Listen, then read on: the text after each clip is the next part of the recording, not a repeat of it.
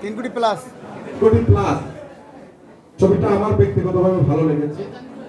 আমি জানতে চাইবো যে এই যে টিজারের যে একটা শো করলেন, এখানে অন্য আর্টিস্ট কেন আসলো, আপনি একা কেন? এটা গেল প্রথম প্রশ্ন। আর সেকেন্ড প্রশ্ন, আপনার ড্রেস আপ গেটআপ খুব ভালো ছিল, কিন্তু যখন আপনি কালো টি শার্ট পরে ইন করে আসলেন কোট পরে, তখন আপনার পেটের যে ভুঁড়িটা এটা দেখা গেছে, এটা খুবই অড লাগছে। কিন্তু পরে যে সাদা টি শার্ট পরে আসলেন লাস্ট, এটা খুব ভালো লেগেছে।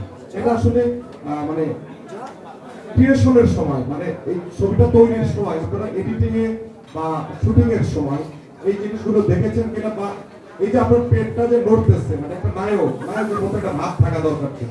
তামিল গেটআপ ছিল, কিন্তু পেটটা যখন নড়তেছে তখন খুব অড লাগছে। আমি দর্শক হিসেবে বললাম, এই জিনিসগুলো আসলে দেখেছেন কিনা বা দেখবেন কিনা নেক্সট টাইম? অবশ্যই অবশ্যই নেক্সট টাইমে দেখা হবে, কিন্তু আপনি যে প্রথমে বললেন যে টিজারের ভিতরে শুধু আমি একা কেন। আপনি যে বললেন টিজারের ভিতরে আমি মুন্না খান একা কেন, তাহলে আপনি 3বার টিজারটা দেখাইছি কিন্তু আপনার। আমি একা কেন, সবাই যার যার কাম নিয়ে সবাই বিজি। মিশা ভাই সে আজকে রাতেই চলে যাবে দোহাতে এক প্রোগ্রামে। আমার নায়িকা সে আসতে পারে না, তারও একটা এমার্জেন্সি ছিল, সেটা আমার বার্থডে উপলক্ষে টিজারটা রিলিজ হয়েছে। আমরা কিন্তু কোনো অনুষ্ঠান না করেও দিতে পারতাম। টিজার রিলিজ দেওয়ার জন্য কোনো অনুষ্ঠান করতে হয় না। আমার বার্থডে বলেই আমি একটা প্রোগ্রামের আয়োজন করছি, আপনাদের সাথে মিলেমিশে টিজারটা রিলিজ দিয়েছি।